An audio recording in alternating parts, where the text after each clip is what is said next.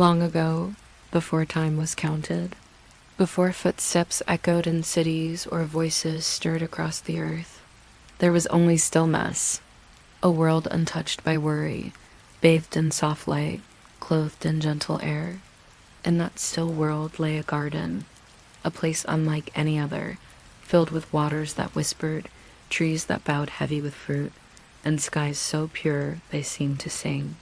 And it is there, within this timeless garden, that two souls would first awaken.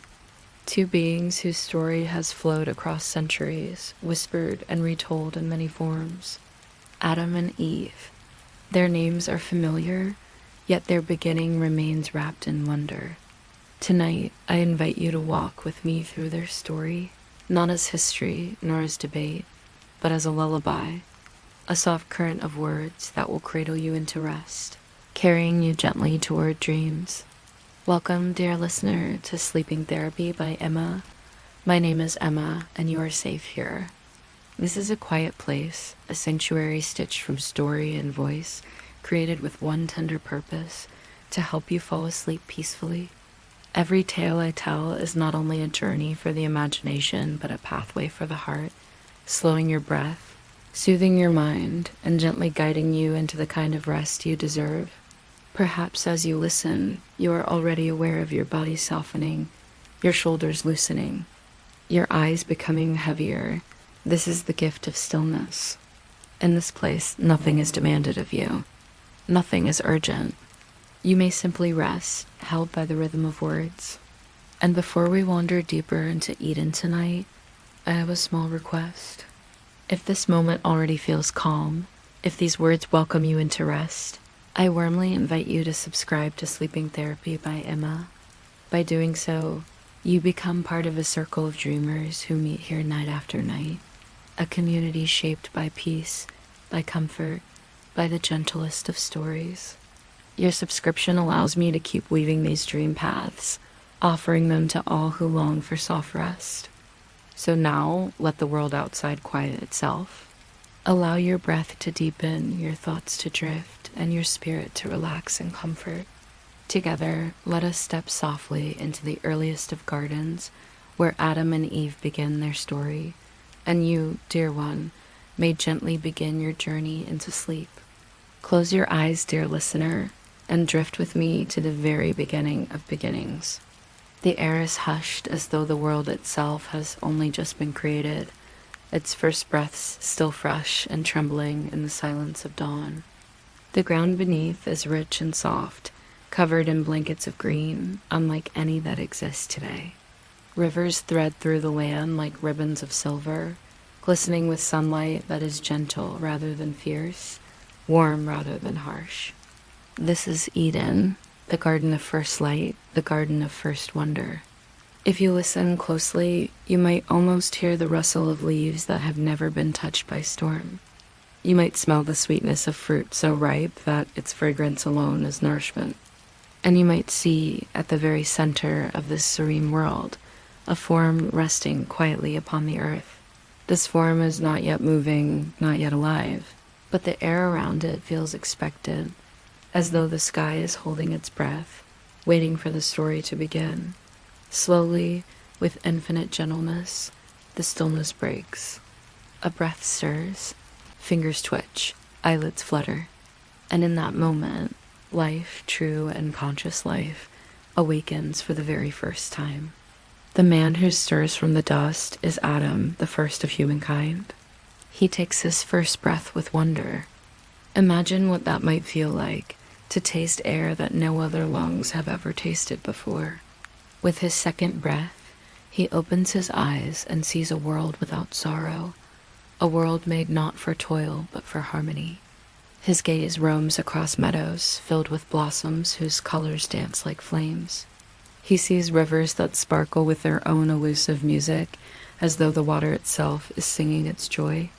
Yet more than what he sees, Adam feels something, a stillness but not empty, a fullness yet not heavy. He feels alive in a way that humans today may only dream of, whole, unburdened, connected to every part of this garden as if the trees are his brothers, the grass his comfort, The wind's his song. He rises slowly, carefully, as though his body already knows what it means to stand. His feet press against the earth, and the earth seems to welcome him, holding him not with indifference, but with quiet love. Adam takes his first steps. The soil does not resist him. It embraces him. Listening, he hears the laughter of water. Watching, he sees deer leaping across the meadow, their movements graceful and unafraid. Every creature he notices carries no fear, no shadow. They move freely, at peace with him, as though he has always been here. A lion rests in tall grasses, but it does not roar. Instead, in this world of innocence, it looks at Adam with curiosity, not hunger. Birds trace bright figures across the sky, circling as if they, too, are greeting this new being. Adam feels the warmth of sunlight wash over him. It is not harsh, not blinding, not unforgiving. It is gentle, coaxing him into life, as if saying, "You are here now, and you belong." He moves deeper into the garden, exploring with eyes wide open, touching trees whose bark is rough and strong, whose branches bend with ripe fruit waiting as gifts. He discovers pomegranates swollen with sweetness, figs like little jewels, grapes drooping in lazy clusters.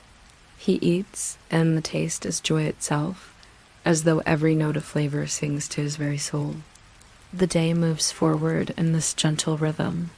Time exists, yet it feels different. There is no rush, no shadow of aging, no looming end. There is only the present moment, unfolding calmly, slowly, eternally. And yet, as the hush of evening begins to gather, something within Adam stirs. Something quiet, but insistent, the sense of aloneness. The garden is vast. The animals are countless. The air is rich with life. But within himself, Adam feels a little echo, a little emptiness. He walks among the animals, watching them in twos. Birds fly together, deer leap beside their companions, fish swim and shimmer in schools. Even the smallest bee hums in harmony beside its partner. Adam, meanwhile, walks alone. His footsteps are softer now, not with awe, but with longing. He lies beneath a tree whose leaves murmur in the wind. He closes his eyes and listens, trying to feel at peace once more. He listens to the river's song, to the sigh of branches, to the calls of distant animals. But inside him, the quiet ache grows stronger, the yearning for another voice, another face, another presence walking beside him. It is in this yearning that creation stirs again. As Adam drifts into a deep and untroubled slumber beneath the tree, a new wonder begins in the hush of night. From his resting form, with tenderness beyond measure, another shape begins to take form. The earth holds its breath again. The stars, watching above, seem to shine more brightly. The rivers seem to hush their songs in anticipation. From Adam's side, from the place nearest his heart, the shape of another emerges. She is not made from the dust of the ground as he was, but from him, bone and spirit, essence and soul. She is like him, yet different, equal but distinct, a companion perfectly suited for the longing of his heart. Her eyes are not yet open. Her body rests, awaiting its first breath, just as Adam once did. And when that breath comes, it flows softly, like a note of music entering the world for the very first time. Her chest rises and falls. Her eyes flutter open. She gazes at the same world, but through new wonder. This is Eve. Her gaze, wide and curious, drinks in the stars above like lanterns hung in heaven. She feels the air touch her skin, cool and new. She tastes the sweetness of night, still and sacred. She listens and hears the distant call of an owl, the soft laughter of water flowing nearby. Every sense tingles with awareness. Every breath feels like a miracle. Eve rises slowly, her form graceful, her movements gentle. She stands in the garden as though she belongs, as though the soil beneath her feet has been waiting for her all along. She takes her first steps, and the garden seems to lean closer to her, delighted she has come. And in that holy hush, Adam, still waking from his slumber, stirs too. He opens his eyes beneath the tree, and for the first time he sees her, the one for whom his heart had been aching without words. His breath catches, not with fear, but with recognition. Though they have never met, he knows her as though she has always been missing from his life, and now she is found. Eve meets his gaze, and though no words pass between them, something is spoken, something ancient, profound, deeper than speech. A bond is formed in that moment, silent but unbreakable. The stillness around them grows sweeter, the air warmer, the garden itself almost sighing in contentment. Two souls awakening together in a world that is whole, and thus begins the story of Adam and Eve. The moon had risen high, its silvery glow resting softly across the garden. Stars blinked above like countless lanterns hung lovingly in a vast ceiling of velvet black. The air was cooler now, yet endlessly gentle, filled with soft nocturnal sounds, the chirping of hidden crickets, the faint rush of a nearby stream, the occasional soft call of a bird stirring in its nest. Adam and Eve stood together in this stillness, gazing at one another with wonder, as though the universe had only spun into being to bring them into each other's sight. They did not hurry to speak, for words themselves had barely found their shape within creation. Instead, their presence together carried its own kind of language, quiet, profound, eternal. Adam, with cautious steps, reached out his hand, and Eve, with a slight tilt of her head and a curiosity glowing in her eyes, reached out hers in return. When their hands met, the connection was not simply flesh to flesh, but spirit to spirit. It was as though two notes of music, played separately, had finally joined in perfect harmony. The world itself seemed to sigh, content. Two voices where once there had been only one. For a while, they simply wandered the garden together. Eve discovered wonders Adam had missed in his first, wakeful hours pointing to flowers that glowed faintly in the moonlight, to vines twisting upward like stairways, and to pools of water that reflected the sky so perfectly it seemed as though stars had sunk into earth. Beside her, Adam saw the world anew, not with the eyes of solitude, but with the eyes of companionship. They tasted fruits together, laughing softly at the sweetness, sharing joy without any need for explanation. They dipped their hands into the cool streams, splashing gently as though testing the playful nature of life itself. A pair of rabbits scurried past their feet, unafraid, and Eve knelt to touch their soft fur, while Adam marveled at how easily creatures seemed drawn to her calm nature. In those first shared hours, there was no notion of time measured. The garden flowed like an eternal now. The night stretched long, yet felt brief, because every discovery was shared. One would point, the other would smile.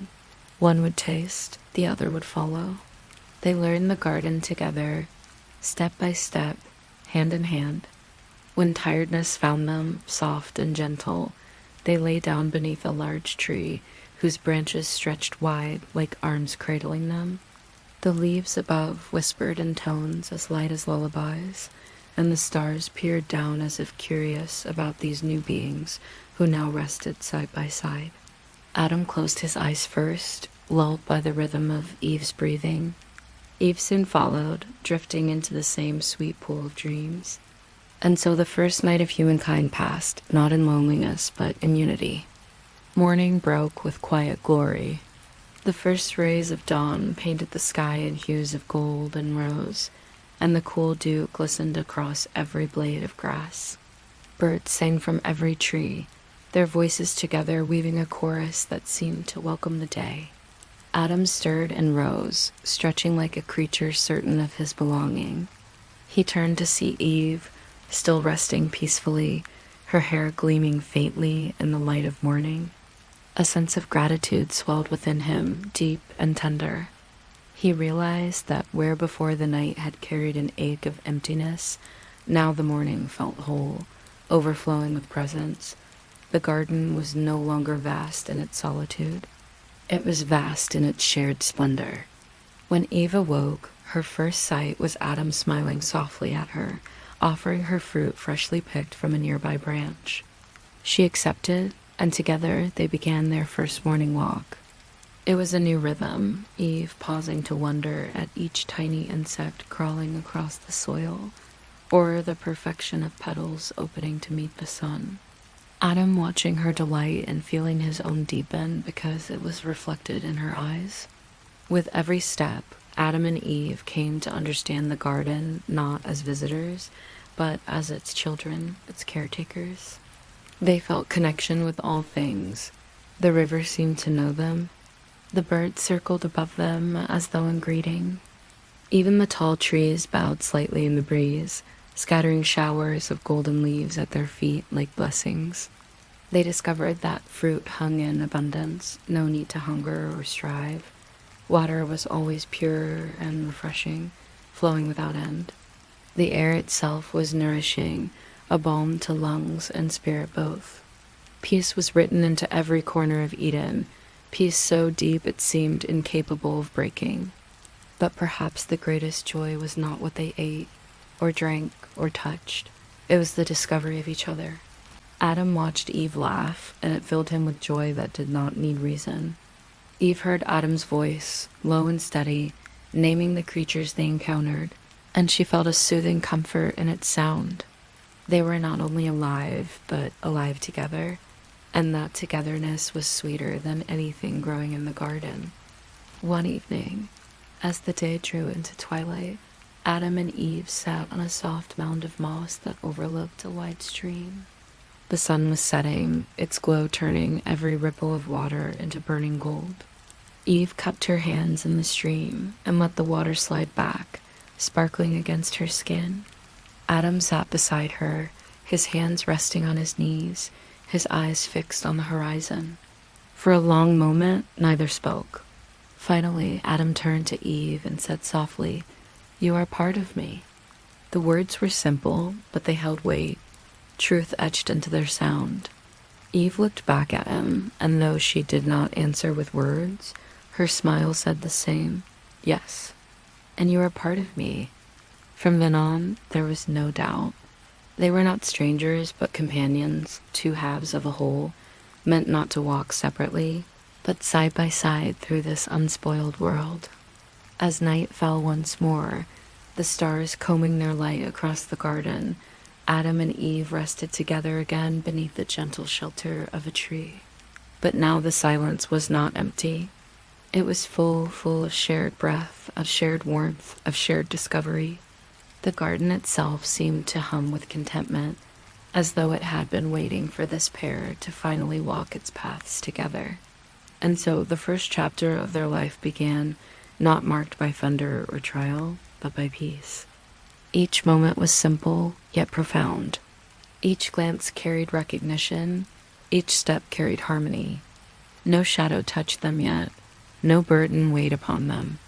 There was only the beginning, pure and whole, the story of Adam and Eve unfolding softly, carried by the hands of time like a lullaby.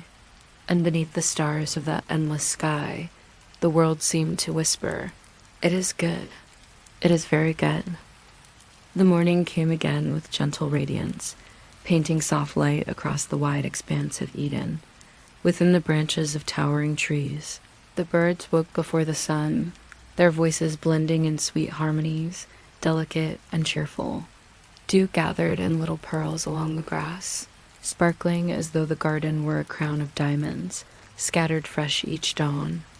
Adam and Eve stirred together, their breaths slow and matched, their bodies rested as though they had lain cradled in the very arms of the world. When Eve rose to her feet, the grass beneath her toes was cool and soothing, and the air was so clean that each breath seemed to sing within her lungs. Adam joined her, smiling softly. No words were needed, for the morning itself seemed to greet them like a host laying out a feast. And indeed, the feast was endless. Trees bowed with branches heavy with fruit, vines offered clusters of grapes, and the river's water gleamed like liquid glass. The world gave without holding back, and Adam and Eve received without fear of lack. Together they wandered, marveling at each new wonder. They came upon a grove where the fruit shone golden in the rising light, each piece warm to the touch, as if kissed by the glow of the dawn. Eve reached up and plucked one, the juices running sweet over her lips. She laughed, delighted at its brightness, and Adam shared in her joy. For though he had walked these paths before, everything now felt reborn because she was there seeing it too. The animals of Eden moved with the same untroubled ease. A pair of deer walked cautiously near, but did not run when Adam reached out his hand. They lowered their elegant necks and drank from the nearby stream, unafraid. Eve knelt close, marveling at the beauty of their fur, the innocence of their eyes. In other places, larger creatures stirred, lions strolling slowly across the fields, wolves lying down beside sheep, their rivalry unknown. Here, there was no fear, no hunger, no threat. Every creature lived in a balance so perfect it seemed woven into the very fabric of the air. Adam and Eve came to know their role in this balance. They were not masters demanding obedience, nor rulers seated above all else. They were caretakers, companions, guardians of peace. The garden was given to them not as possession, but as gift, and with it came a gentle responsibility to cherish, to nurture, to walk in harmony with all that lived within its bounds. One day, wandering through a cluster of flowering trees, Adam paused. He watched a bee moving with bright diligence from blossom to blossom, carrying golden dust clinging to its little body, helping life to flourish further. Eve leaned close, fascinated, and whispered, "Even the smallest creature is given a purpose." Adam nodded, his gaze thoughtful. "And so are we." It was a truth that settled deeply into them. Their purpose was not to toil or struggle, but to live in harmony, to be part of the song of creation itself, neither louder nor softer, but perfectly placed like notes in a melody. As days unfolded, they grew familiar with the many gifts of the garden. Adam discovered paths lined with fruit that fed him with strength. Eve found herbs hidden in the shadows of the trees, their scent sweet, their flavors calming. Together, they built little resting places, nests of soft grass at the edge of rivers, mossy mounds beneath sheltering branches. Wherever they walked, the garden seemed to welcome them as if saying, "Yes, you belong here. Yes, you are home." But the most precious discovery was not of fruit or flowers, nor streams or stones. It was of each other. Each passing day revealed a new wonder in Adam to Eve, and in Eve to Adam. She marveled at his strength when he climbed to reach the highest fruit, at his steadiness when storms whispered far outside the bounds of Eden. He marveled at her gentleness, how animals seemed to calm in her presence, how her laughter made the air itself feel lighter. At night, when they rested beneath the great sky, they would speak softly to one another, giving names to the stars above, inventing words with laughter, weaving meaning together like threads. Slowly language itself grew between them, a playful and tender dance of sound, born from curiosity and the joy of expressing thought. And though their words were new, their bond was ancient, written into the very beginnings of their being. And always, dear listener, the garden whispered around them, through the river's song, the rustling of leaves, the harmony of creatures moving without fear. Eden was not simply a home. It was a living, breathing chorus, every part tuned to peace. Adam and Eve walked as children within it, their footsteps neither disturbing nor dominating, but blending seamlessly like the quiet rhythm of a drum beneath a great symphony. One afternoon, walking hand in hand through fields blanketed in blooms of wildflowers, Eve paused. She knelt, her hands brushing over petals of deep purple, luminous beneath the sun. A butterfly landed delicately upon her hand, its wings shimmering like stained glass. She smiled, and after a pause whispered, "Beauty here is endless, almost too much to gather within the eyes." Adam knelt beside her, watching both her and the butterfly, and replied with gentle truth, It is not meant to all be gathered, only to be lived within. And so they continued, not intent on possessing the garden through sight or word, but on living as part of it, breathing with it, and resting in its embrace. The world was whole, their hearts were whole, and in this wholeness there was no rush, no longing unfulfilled, no question demanding an answer. All was as it should be. And yet, like the faintest breeze before a storm, something unspoken moved in the background. It did not disturb their peace, not yet. It was barely a shadow, barely an echo, but in the perfect harmony of Eden, even the smallest misaligned note could one day ripple outward. For now, however, Adam and Eve slept each night in peace, dreamed without fear, and woke each day as though the world itself had been renewed just for them. And the garden, vast and endless, stretched in every direction, waiting to reveal its mysteries one by one. The garden seemed endless, yet never overwhelming. Each day Adam and Eve wandered further along its paths, uncovered new meadows clothed in blossoms, streams that tumbled into clear pools, groves filled with songs of birds unseen. Time here flowed differently, not as hours that press forward, but as a gentle circle, where morning fed into evening, and evening rolled again into the new dawn, each one carrying joy as fresh as the first. One morning, as golden light spread like silk across the horizon, Adam felt a tug upon his heart, an unspoken invitation. He turned toward Eve, who matched his gaze without words, and together they walked deeper than they had ever wandered before. The paths beneath their feet narrowed, bordered by ferns so tall they swayed like dancers, brushing against their arms as they passed. Birds called quietly from hidden branches. Somewhere in the distance, water flowed with a steady rhythm, like a low song. And then, after this soft pilgrimage into the deeper heart of Eden, they came upon a vast clearing. The air was lighter here, radiant, humming with a stillness more profound than the rest of the garden. At its center stood two great trees. The first rose tall and ancient, its branches spread wide, hung with fruit glowing softly, as though each carried a drop of sunlight within. This was the tree of life. Its presence filled the air with strength and vitality. Even to stand near it was to feel renewed, as though each breath was eternal. Beside it stood another tree, beautiful yet different. Its branches were rich and heavy, its fruit dark and shining like polished jewels. The light upon it seemed more complex, neither warm nor cold, but full of mystery. This was the tree of the knowledge of good and evil.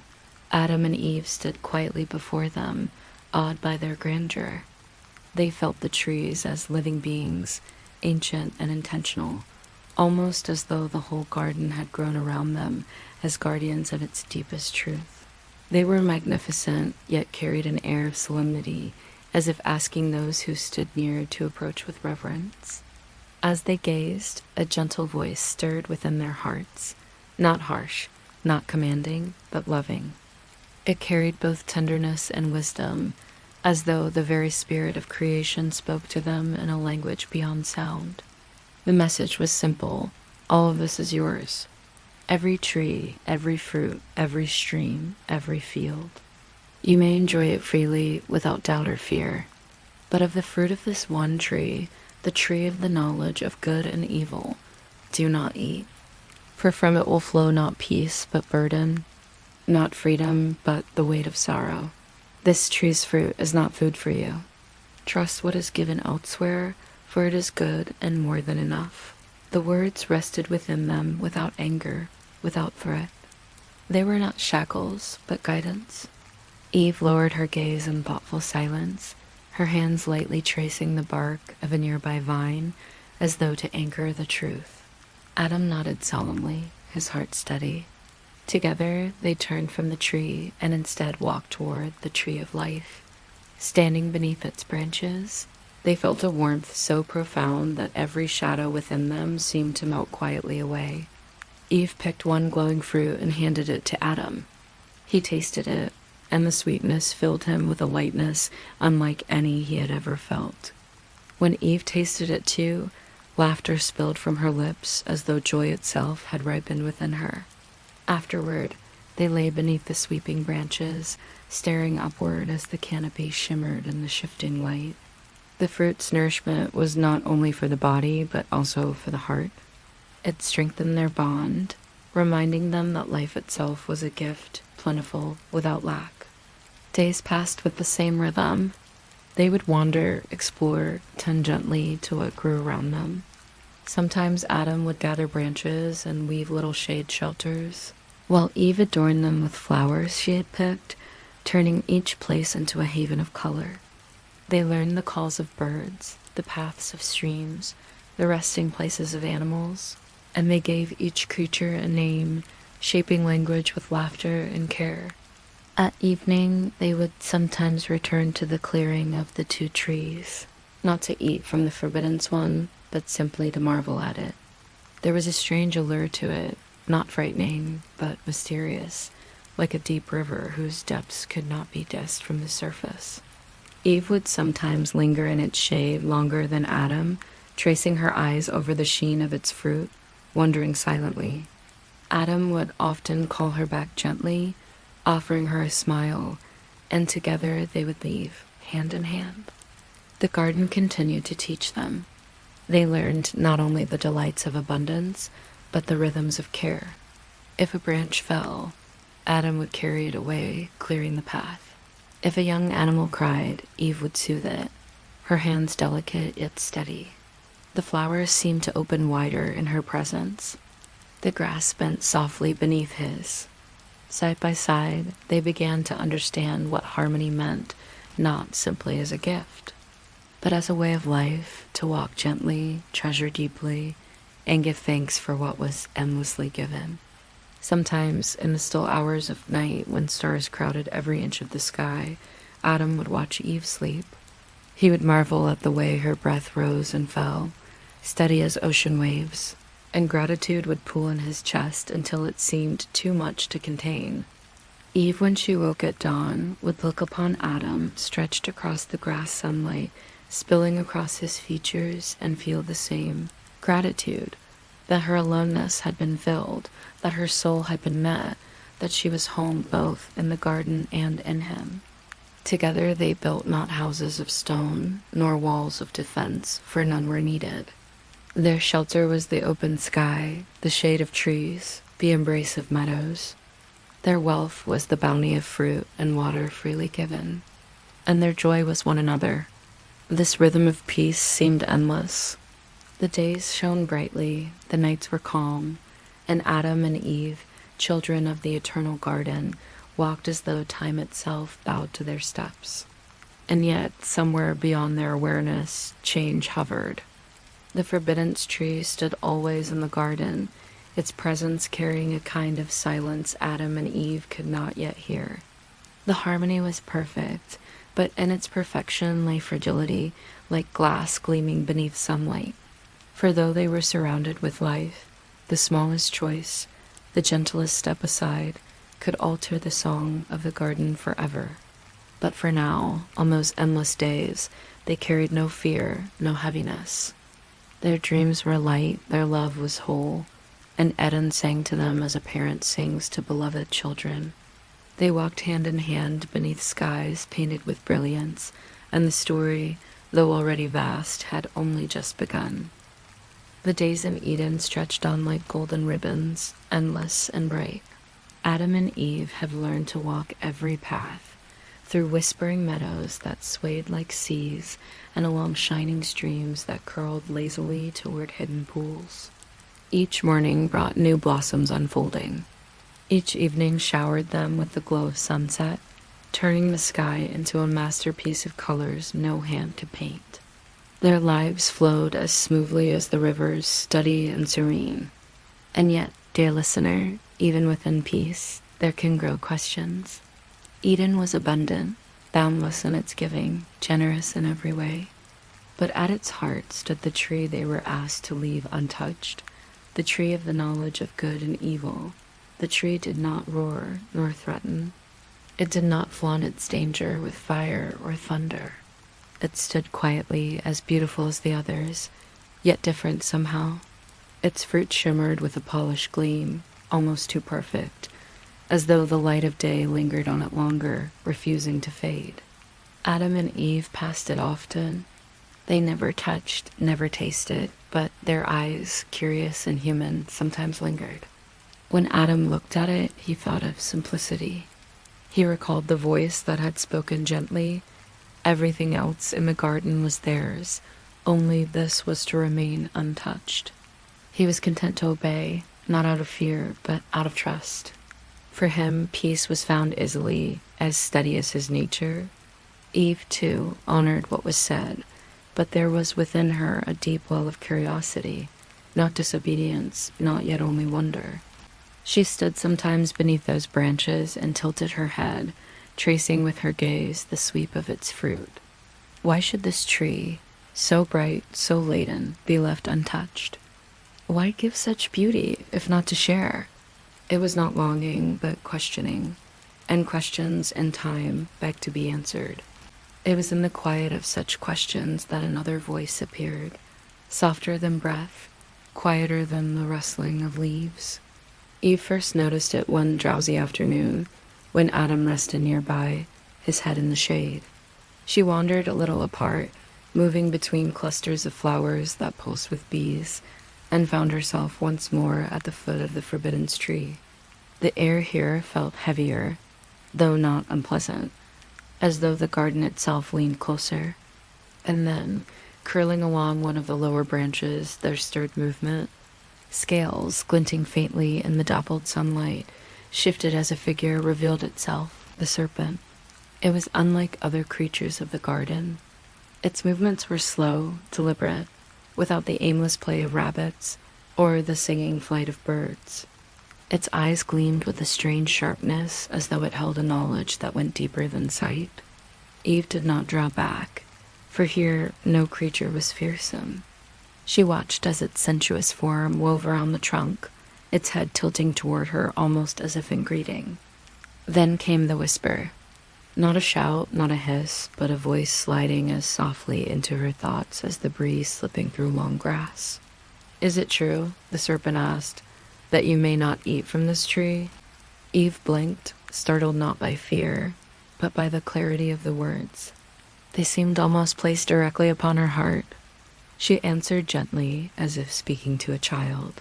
"Of every tree of the garden we may eat freely, but of this tree, the one at the center, we are told not to eat, nor even to touch, lest we bring harm upon ourselves."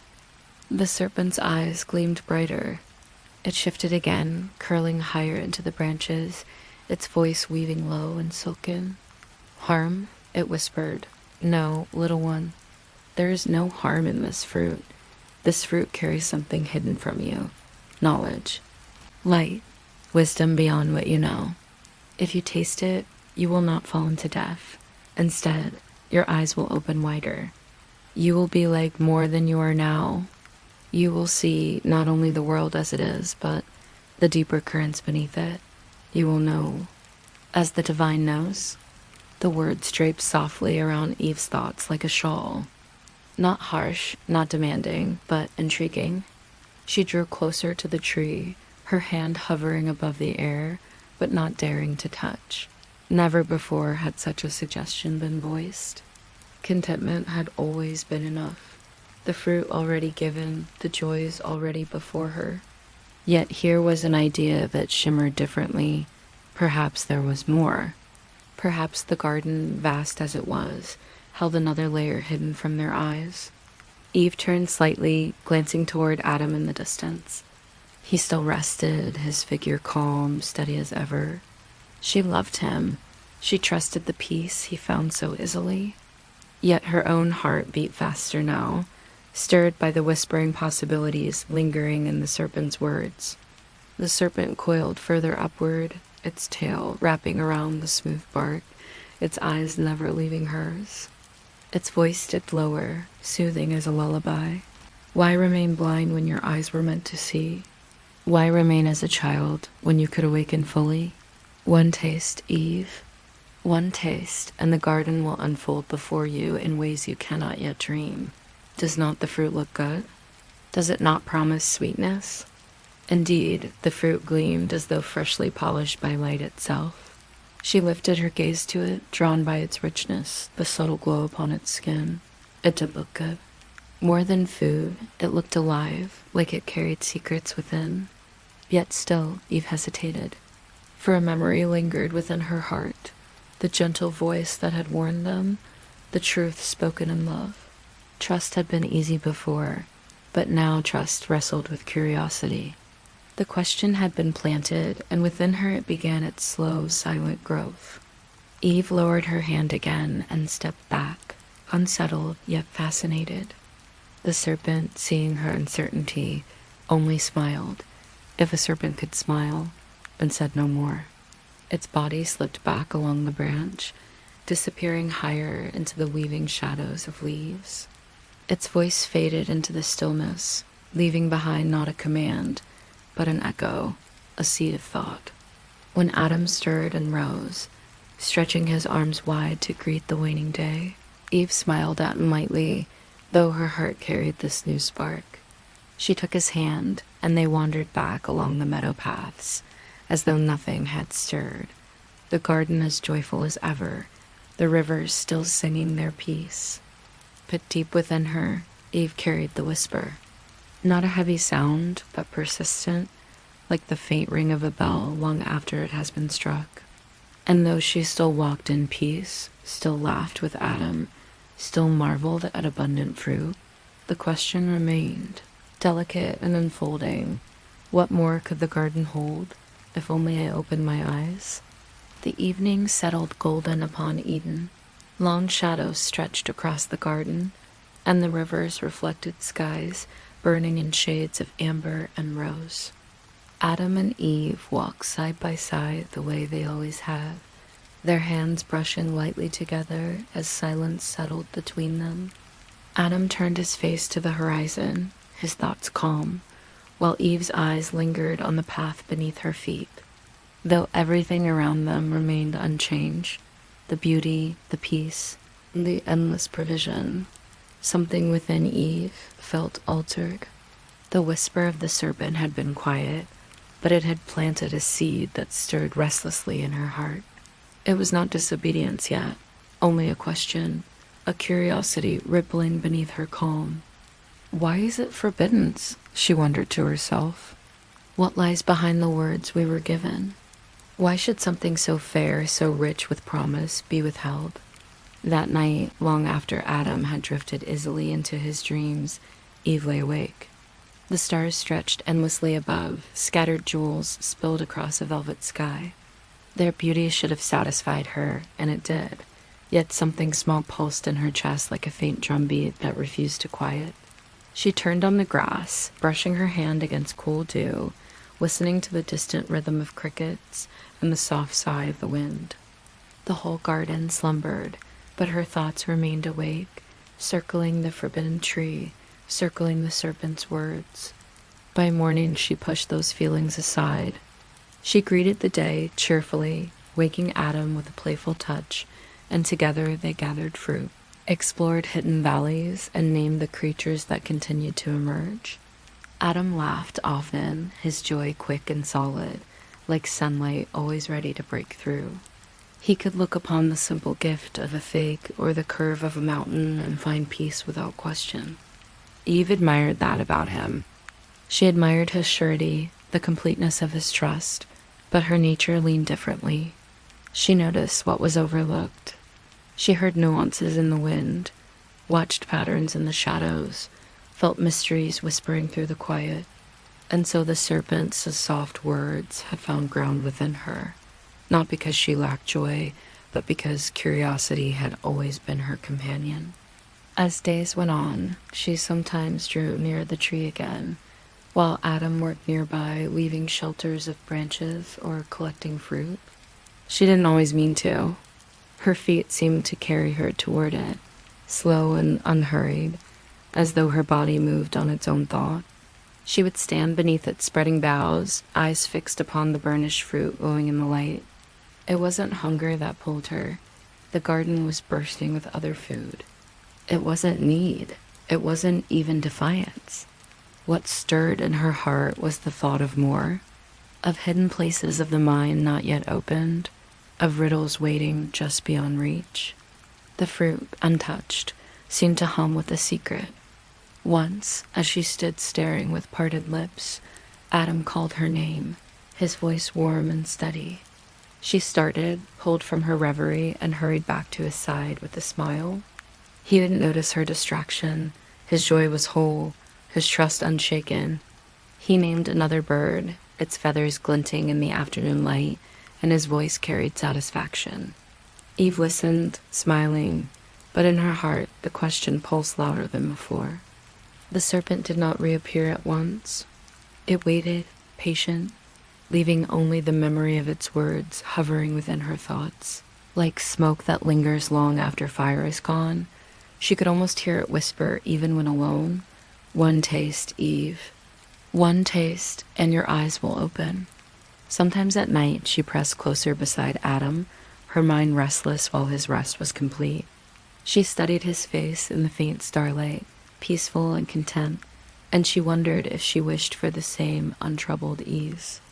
Part of her did, and yet another part longed for something different, for a brink to cross, a veil to lift, a threshold into deeper knowing. The garden was perfect, but what if perfection itself was not the end? A great restlessness began to whisper through her dreams. She would wake sometimes, her heart quickened, hearing imagined voices in the rustling trees, seeing flickers of light that pulled her toward hidden truths. Adam never spoke of such things. His dreams, when he stirred from them, were steady, calm. Hers began to stir with possibilities she could not name. And so it was one early dawn when the horizon barely blushed with color, Eve rose quietly from Adam's side. He slept soundly, his breath deep, untroubled as always. She moved across the dewy grass barefoot, her steps soft as she followed a path that felt both chosen and inevitable. It led her back to the clearing of the two trees, where the air seemed charged with its own sacred weight. The serpent was waiting. Coiled higher along a branch, it barely moved, save for the glittering shift of its eyes. Its greeting was silent, yet loud within her heart. "You return," it murmured softly, as though they had always known one another. Eve lowered her gaze, uncertain, though her feet did not step back. "I only walk," she said quietly. "I only look." "To look is already to see," replied the serpent, its tone neither sharp nor threatening, but almost tender. "Each day you stand here, you know more. You feel it, don't you? That something greater lies just beyond. That what you call enough is not all there is." Eve's lips parted, but she did not argue. The truth was, she had felt it, an itch in her heart, a call from somewhere hidden. The serpent tilted its head, sliding its tapering body further down, nearer her line of sight. "It is not evil to desire knowing. It is not wrong to wonder. Tell me, Eve, do you not wish your eyes could open wider? Do you not long to see as fully as one can see?" The words wound into her as easily as breath. She turned her eyes back to the fruit, her chest tightening with something like hunger, but not of the body, hunger of spirit, hunger of thought. She remembered the other fruits she had eaten, sweet, plentiful, endless, yet none of them shimmered with this kind of unspoken promise. "It looks good," she whispered to herself. The serpent's eyes glimmered. "It is good. It is not death it holds. It is awakening. One taste, Eve, and you will no longer be kept from knowing." The garden swayed with silence. Eve lifted her hand but did not touch. Instead, she closed her eyes and turned away, her breath unsteady. "I must go," she said, and slowly she walked back through the grass, back to where Adam stirred in the first light of dawn. She lay beside him again, her body calm but her thoughts restless. Adam smiled sleepily at her return, his peace grounding her for a time. She placed her hand against his chest and listened to his breathing, steady, unbroken. But even as she closed her eyes, The vision of the forbidden fruit lingered, gleaming behind her eyelids as though burned into her mind. She whispered nothing of it, yet within her heart the seed of temptation had taken root, and though days might pass in perfect peace again, it was growing quietly, steadily, waiting for its time. The sun spilled over Eden once more, golden and tender, scattering its warmth across every leaf and stone. The garden sang its everyday chorus, birds calling, streams whispering, animals moving with innocent ease. Adam awoke with the light and stretched beneath the boughs of their shaded tree, content as always. His eyes carried that same gratitude, that same wholeness. To him, each day seemed complete, mirroring the last, needing nothing more. But Eve, her thoughts moved differently. For nights she had carried the serpent's whisper in her heart. Dreams of hidden layers of truth folded through her rest. She would wake still tasting the imagined sweetness of the fruit that was not to be touched. In her chest, curiosity stirred like a bird pressed against cage bars, fluttering, restless. That morning, as Adam busied himself gathering fruit from nearby trees, arranging them in woven leaves for their meal, Eve's steps carried her elsewhere. Slowly, softly, as though in a trance, she moved once again toward the clearing at the garden's heart, where the golden light fell differently, where the two great trees rose in solemn splendor. The tree of life glowed, brimming, steady in its gift. But Eve's eyes, as though pulled by an unseen thread, lifted to the other tree. Its fruit gleamed dark and alluring, its skin shining like polished jewels touched by sunlight. She stood beneath it in silence, her breath caught between awe and unease. And then, as before, the serpent was there, not appearing suddenly, but as though it had always been present, waiting. Its body wound sensuously along the branches, its scales gleaming faintly in the filtered light. Its voice entered her thoughts as soft as the rustle of leaves. "You return," it murmured again, smooth and low, as if affirming what already lived in her heart. Eve did not answer at once, her gaze fixed upon the nearest fruit, round and glistening as though light itself clung to its surface. Finally she whispered, "It is beautiful." "Beautiful," replied the serpent, almost with reverence. "And more. You feel it, don't you? The call of what lies within? Do you not long to see more clearly, to know more deeply, to reach beyond what you have been given?" Her lips parted. The question was not new. It was the same that had rippled in her mind each night. Was there more? The serpent slid closer, hanging now nearly level with her face. Its eyes shone with intensity, yet its voice remained calm, coaxing. "You will not die if you eat," it whispered. "That is not truth. You will awaken. You will see as the divine sees, with eyes unveiled. Do not let trust blind you from what could be your awakening." Eve's breath trembled. Her hand lifted unconsciously, pausing in midair as though her body knew the weight of what she was considering. Her mind spun with thoughts. The garden was rich beyond imagination. Every need, every flavor, every joy already provided. Adam's laughter was enough to lift her heart. The beauty of creation was enough to fill her soul. And yet the question burned. Why were they held from only this? What did the fruit conceal? Was it truly danger, or was it freedom withheld? Her hand touched the branch at last. The bark was rough against her skin, grounding her for a moment. She felt the fruit hanging, solid and heavy, cool in the morning shade. Her fingers trembled. A silence pressed upon Eden as though the garden itself watched and waited. The wind stilled. The birds fell quiet. Even the brook song seemed hushed. And then slowly, deliberately, Eve plucked the fruit from its branch. It rested in her hand, glowing faintly, heavier than she expected. She turned it, marveling at its shine. It could have been any fruit, yet it pulsed as though it carried a heartbeat, as though it lived in her palm. She hesitated one last time, her breath held. Then, with a quiet resolve, she lifted it to her lips. The first bite was soft, the flesh yielding easily.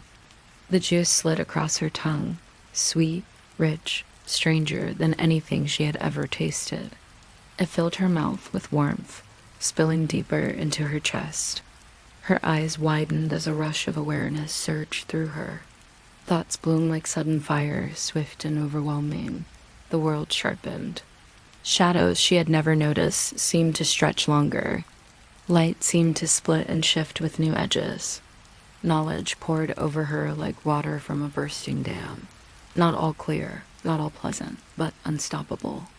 She gasped lightly, closing her eyes, both overwhelmed and compelled. And in that moment, she knew she had crossed a boundary. She was no longer only as she had been before. Her gaze shifted, and she turned to where Adam still stood some distance away, collecting fruit with calm ease. So steady, so trusting. Her heart ached with love for him, yet also with urgency. She wanted him to awaken too, to see what she now saw. It did not feel right for her to carry this knowledge alone. "Adam," she called softly. He straightened, wiping his hands on a broad leaf, and walked toward her with a smile. When he reached her side, she lowered the fruit, the half-bitten piece glistening in her hand. "Taste," she whispered. Her voice carried both pleading and determination. "It is unlike anything else. It holds more than the garden we have always known." Adam looked at her, his eyes filled with familiar calm. Then his gaze fell to the fruit. For a moment, he hesitated. He knew the boundary given. He knew the voice of warning. He felt the weight of what stood in her open hand. But he also saw Eve, her face radiant, her eyes alight with something new, something urgent, something he could not abandon. To refuse her was to walk apart. To take her hand was to remain as one. His heart warred between trust as he had always known it, and love for her who stood before him. And Adam, choosing love of her over trust of words, reached out and took the fruit. He raised it to his lips and bit. The garden seemed to shudder. A tremor ran through the silence, like the soft crack of something fragile breaking beneath invisible weight. Adam stood still, the fruit in his hand, its juices staining his fingers. He swallowed, and immediately the same rush flooded him, his eyes widening, his breath unsteady. A pulse of awareness poured across his being. He looked at Eve anew, not only through love, but through startling clarity of difference. He looked at himself, noticing things he had never noticed before, the lines of his body, the shape of his skin, the nakedness he had never once questioned. Eve, too, standing with him, felt the same awareness. Their innocence, pure and unquestioned, now seemed fragile, bare, unguarded. A flush rose to their cheeks, and both shifted uneasily beneath the gaze of one another. For the first time in Eden, Adam and Eve felt vulnerable. They turned quickly, searching the ground, gathering broad leaves. Clumsy with urgency, they sewed them together with trembling fingers, covering themselves in an effort to mask the sudden sharpness of their shame. It was a new feeling, unwelcome, disorienting, annoying. Until that moment, they had walked without fear, without doubt. Now their hearts raced with something heavy. The peace that had always enfolded them seemed thinner, the song of the garden muted. And as the sun lifted higher over the trees, Adam and Eve stood clothed in leaves, no longer as free, no longer as trusting, no longer as untouched as they had once been. The fruit eaten had changed everything. The leaves rustled gently in Adam and Eve's trembling hands, their makeshift garments tied awkwardly about them. The garden still shone with beauty, the rivers still ran, the flowers still bloomed, the air still carried sweetness, and yet, to their eyes, everything felt changed. It was not Eden itself that had altered, but their sight. What once had been pure simplicity now seemed edged with strangeness. They noticed flaws they had never looked for, the twist of a leaf where insects had bitten, the ripple of shadow upon water, the sensation of skin against the air. What had been wholeness now seemed divided into halves, light and shadow, good and less good, joy and unease. As they stood uncertain, a sound stirred in the garden. It was not the sound of bird or beast, not the gentle rush of streams. It was a voice, the voice they had heard before, the voice like a father's embrace, like a mother's lullaby, strong but tender. The voice called, not in anger, not in thunder, but in gentle inquiry. Adam, Eve, where are you? Shame, new and heavy, pressed upon them. They hid among the trees, crouching low, pressing their newly covered bodies against trunks as if the leaves might conceal not only their flesh but their choices. Their hearts pounded. Fear had been born within them, another thing they had never known before this day. The voice came again, steady, closer, imbued with sorrow, yet still patient. Where are you? Finally, Adam answered, his words halting. I heard you in the garden, and I was afraid. Because I was naked, I hid. The words cut him even as he said them, for never before had fear, shame, or hiding been part of his being. The truth, once his comfort, had turned heavy, difficult to speak. The voice, the divine presence that had always been their companion, asked softly, Who told you that you were naked? Have you eaten from the tree I commanded you not to eat from? Adam trembled, glancing at Eve. His voice, tight with confusion, spilled out. The woman you gave to be with me? She gave me of the fruit, and I ate. His words carried not malice, but desperation to release the weight upon him, to explain what could hardly be explained. The gaze of heaven turned gently to Eve, and she too spoke, her voice small, broken by the ache within. The serpent deceived me, and I ate. The garden itself seemed to sigh in sadness, the leaves rustling overhead, the river flowing with quieter song. Yet even in this sorrow, the divine presence did not thunder, did not crush. Instead, it spoke words of consequence, that the serpent sly and cunning would no longer walk with ease, but slither in the dust, that Eve's path into motherhood would be edged with pain, that Adam's care of the earth, once effortless, would now come with toil. Innocence was gone, and with it the ease of perfect harmony. The voice was sorrowful but firm, love woven with justice. For even in consequence, there was no abandonment. Even as boundaries fell into place, care still lingered. Adam and Eve were not cast aside as forgotten ones. No, still the Creator's hand sought them, still compassion covered them. They stood trembling in their leaves when the divine presence clothed them again, not with woven branches, but with garments stronger, made by hands greater than their own. It was a gesture of tenderness, even in the face of their stumbling. They had fallen, yes, but they were not unloved. And so Adam and Eve were led from the garden. Step by step, they walked away from the rivers that could heal without effort, away from the fruit that grew without end. At the garden's edge, light shimmered, and the path behind them was closed. The gate was guarded, the tree of life no longer within their grasp. The air outside was different, harsher, cooler, carrying winds less gentle. The soil was not as soft underfoot, the sounds no longer only of harmony. For the first time, the world felt vast, not only in beauty, but in challenge. Adam took Eve's hand, his eyes reflecting sorrow, but also resolve. Eve gripped his tightly, steady despite the ache within her chest. Yes, the garden was behind them, and innocence had been left within its walls. But still they had one another, and still the Creator's breath lived within them. Though they carried consequence, they also carried purpose, to fill the earth, to nurture life, to walk forward into an unknown, yet still embraced future. As they took their first steps out into the wider world, the stars above twinkled faintly, as though whispering goodbye, or perhaps good journey. And in that, dear listener, the story comes to rest. It is not a tale of hopeless fall, but of journey. A story that begins in innocence, wanders through choice, faces sorrow, and yet remains wrapped in love that does not abandon.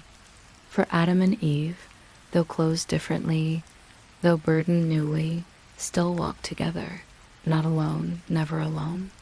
And perhaps as you lie here, drifting deeper into your own dreams, you might carry this truth gently within you, that every story, even one of loss, is carried by echoes of love, and every road onward, though unknown, is still companioned by grace. So now, my dear dreamer, let your breath soften. Let the weight of the day slip away like leaves carried downstream. Nothing is required of you now. You are safe. You are warm. You are held. Close your eyes, sink into stillness, and let the story settle within your heart like a lullaby. The garden's rivers flow still, the stars still shine. And sleep, sweet sleep, opens its arms to you now. Good night.